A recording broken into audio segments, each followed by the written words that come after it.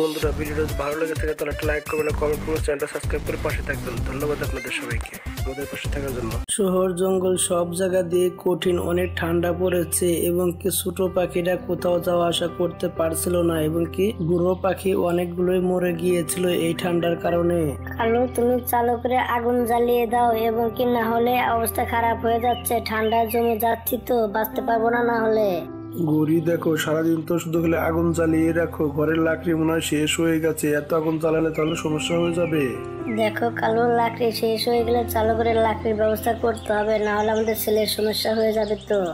গৌরী, এই ঠান্ডার ভিতরে লাকড়ি আমি কোথায় পাবো এবং কি লাকড়ি জোগাড় করবো কিভাবে? আমি তো কোনো কিছুই বুঝতে পারছি না, এখন আমি কি করব? বাবুকে নিয়ে তুমি ঘরে থাকো এবং কি দেখি আমি কোনো ব্যবস্থা করতে পারি কিনা। লাকড়ি আমি খুঁজে দেখি বাইরে, আমার ছেলে যেন কিছু না হয়। আমার ছেলেকে তুমি দেখে রাখো, আমি বাইরে যাচ্ছি লাকড়ি খোঁজে, আমি গেলাম বাইরে। এসব কথা বলে বাইরে তখন কালু চলে যায় লাকড়ি খোঁজে, কিন্তু চোখে মুখে কোনো কিছু দেখতে পারছিল না, কারণ বরফটা অনেক বেশি পড়ছিল, কুয়াশায় ঢেকে গিয়েছিল সব সাইডে। তখন কালু বলতে থাকে, আরে বাপ রে বাপ, আশেপাশে তো কোনো কিছু দেখতে পারছি না, বাড়ি ঘরটাতে কোথায় গেল? এবং কি টুনটুনি বাসা মনে হয় সামনেই আছে, তাহলে টুনটুনি বাসায় চলে যাই, তার বাসা থেকে পরে যাব। তখন কালো আবার টুনটুনি বাসা খুঁজতে থাকে কিন্তু পাচ্ছিল না। মা, আমার অনেক খিদে পেয়েছে, আজকে তুমি শিকারে যাবে না, আমাকে খাবার এনে দিবে না? দেখো বাবা, বাইরে অনেক ঠান্ডা পড়েছে, এই কারণে কোনো পাখি বাইরে বের হচ্ছে না, কিভাবে শিকার করব বাবা বলো? তার মানে মা, আমাকে আরো কদিন না খেয়ে থাকতে হবে এই বাসায়?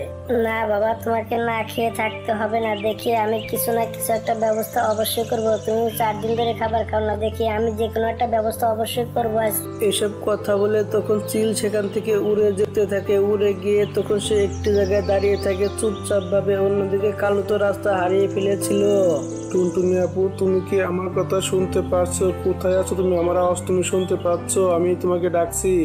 আরে বাহ, মেলাদিন পরে একটা শিকারি পেয়েছে, আজকে হাতছাড়া করা যাবে না, যে করে হোক না কেন এটাকে ধরতেই হবে। আমার মনে হয় রাস্তা হারিয়ে ফেলেছে, এই কারণে সে ডাকাটাকি পারছে, তাই এই চান্স সুযোগটা কাজে লাগাতে হবে। আমার মনে হচ্ছে টুনটুনি পাখির বাসায় এই জায়গায় না, আমি কি মন জায়গায় ফেসে গিয়েছি, চোখে মুখে কোনো কিছু তো দেখতে পারছি না, আমাকে অন্য কোথাও যেতে হবে, দেখি কি করা যায় এখন। এসব কথা বলে এবং কালো খাবার যখনই উঠতে যাবে তখনই, কালো ভাই, আমি তোমার আওয়াজ শুনতে পাচ্ছি, তুমি কোথায় আছো? টুনটুনি আপু, তুমি আমার ডাক শুনতে পারছো? আমি এদিকে আছি এবং কি বাসা হারিয়ে ফেলেছি আমারটা, আমাকে নিয়ে যাও। কালো ভাই, আমি তোমাকে দেখতে পাচ্ছি, তুমি কিন্তু কোথাও যেও না, ওখানে থাকো, আমি আসছি। সেই শয়তান চিল তখন ধীরে ধীরে কালো কাবার কাছে চলে যায়, গিয়ে তারপরে অ্যাটাক করে দেয়। কালো কাবা তো অনেকটাই ভয় পেয়ে যায়। প্লিজ চিলাপু, তুমি আমাকে ছেড়ে দাও, আমার ছেলেটা না খেয়ে আছে, আমাকে খাবার নিয়ে যেতে হবে। এভাবে তোকে কি করে যেতে দিতে পারি বল? আজকে তোকে খুব মজা করে খাবো এবং কি লবণ মরিচ দিয়ে খুব সুন্দরভাবে খাবো তোকে। তোকে ধরেছি খাওয়ার জন্য, ছেড়ে দেওয়ার জন্য নাকি? আমি তো কতদিন ধরে শিকার করতে পারি না, আজকে খুব মজা করে খাবো। চিল তো তখন আর কালোকে ছাড়ে না, কালোকে তখন উড়িয়ে নিয়ে যেতে থাকে। অন্যদিকে গরি তো চিন্তা করতে থাকে কালুর জন্য। মা, আব্বু কখন আসবে? আব্বু তো এখনো এলো না। মা, নকুল বাবা, তোমার বাবা কিছুক্ষণ পরে চলে আসবে, বাবা তুমি শুয়ে ঘুমাও। তার ছেলেকে তখন বুঝিয়ে শুনে ঘুম পাড়িয়ে দেয়। গরি পথ চেয়ে তাই কালো আসে না। সকাল হতে কালোকে খুঁজতে বের হয়ে যায় গরি তখন। টুনটুনি আপু, কালকে কি কালো কি তোমার বাসায় এসেছিল? না গরি আপু, কালকে তো কালো হয়তো রাতটা আমার বাসায় আসেনি। কি হয়েছে আমাকে সবকিছু খুলে বলো দেখি, তুমি কাঁদছো কিসের জন্য? টুনটুনি আপু, কালকে রাত্রেবেলা কালো তো বের হয়ে গিয়েছিল লাকড়ি আনার কথা বলে, লাকড়ি ঘরে ছিল না, কিন্তু কালো তো কালকে রাত্রে ঘরে ফিরেনি, আজকে এখনো যায়নি ঘরে। গরি, তুমি কান্নাকাটি করো না, আমার মনে হচ্ছে কালো ভাই কোনো বিপদে ফেসে গেছে, চলো যাই আমরা কালো ভাইকে খুঁজে বের করি, চলো যাই। তখন তারা দুজন মিলে কালোকে খুঁজতে বের হয়ে যায়, কিন্তু কিছু দূর যাওয়ার পরে কালোর একটি পাখনা সেখানে দেখতে পায় তারা। টুনটুনি আপু, আমার এটা কি হয়ে গেল গো, এখন আমি কিভাবে বাঁচবো? কালোকে মনে হয় কোনো চিল খেয়ে নিয়েছে, এখন আমি কাকে নিয়ে থাকবো বলো তো টুনটুনি আপু? টুনটুনি আপু, এখন আমার ছেলেকেই বা গিয়ে কি বলবো বলো তো টুনটুনি আপু, আমি তো কোনো কিছু বুঝতে পারছি না। দেখো গরি আপু, তুমি এখন কান্নাকাটি করো না, তোমার একটা ছেলে আছে, তুমি কান্নাকাটি করলে তাহলে তোমার ছেলেকে কে দেখবে? তোমাকে শক্ত হতে হবে, তোমার ছেলের জন্য তোমাকে বাঁচতে হবে। চলো যাই, আমরা বাসায় চলে যাই, চলো। টুনটুনি পাখি তখন গরিকে বুঝিয়ে শুনিয়ে তাদের বাসায় নিয়ে যায়। তখন গরির ছেলে বলতে থাকে, মা আব্বু কোথায়? আব্বু আসেনি? না মুকুল বাবা, তোমার আব্বু লাকড়ি আনতে গিয়েছে, তোমার আব্বু অনেক দূরে চলে গিয়েছে, আসতে তার অনেকটাই দেরি হবে বাবা, তুমি এখনো বুঝতে পারবে না, আসতে অনেকটাই দেরি হবে, তুমি একটু ধৈর্য ধরো, তোমার বাবা ঠিকই চলে আসবে।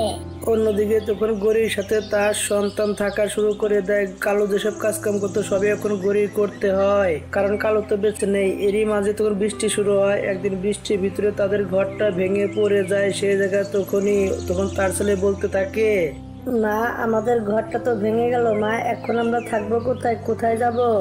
মুকুল বাবা, তুমি চিন্তা করো না, তোমার টুনটুনি আন্টি আছে না, তার কাছে যাই, চলো, তার কাছে গেলে সে না বলবে না। তখন গরি এবং কি তার ছেলে তখন চলে যায় টুনটুনির বাসায়। দরজা গিয়ে তখন টুকাতে থাকে, টুনটুনি আপু দেখো, আমাদের ঘরটা বৃষ্টিতে ভেঙে গেছে, টুনটুনি আপু আজকে তোমাদের ঘরে থাকতে দাও আমাদেরকে, প্লিজ টুনটুনি আপু, তুমি না বলো না, না হলে আমরা থাকবো কোথায়? থাকার মতো আমাদের কোনো জায়গায় তো নেই, তাই না?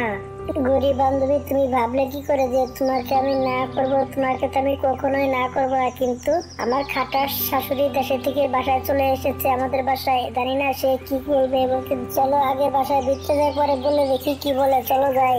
তখন তারা সবাই ঘরের ভিতরে চলে যায় এবং কি টুনটুনি পাখি গিয়ে সবকিছু বলে, কিন্তু টুনটুনি শাশুড়ি সরাসরি তাদেরকে না করে দেয়। গরি তখন তার সন্তানকে নিয়ে তখন বাইরে চলে আসে, একটি গাছের উপরে বসে বসে সে তখন কাঁদতে থাকে আর কালোর কথা মনে করতে থাকে।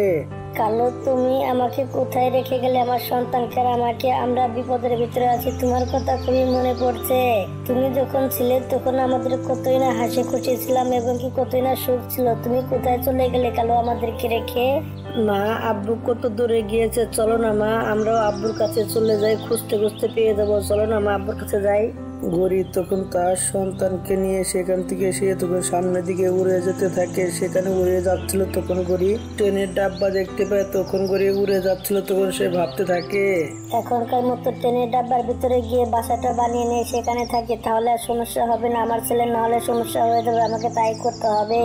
তখন গরি সেই জায়গায় বাসা বানিয়ে সেখানে তার ছেলেকে নিয়ে বসবাস করা শুরু করে দেয়। অন্যদিকে সেই জায়গায় অনেক বৃষ্টি হচ্ছিল।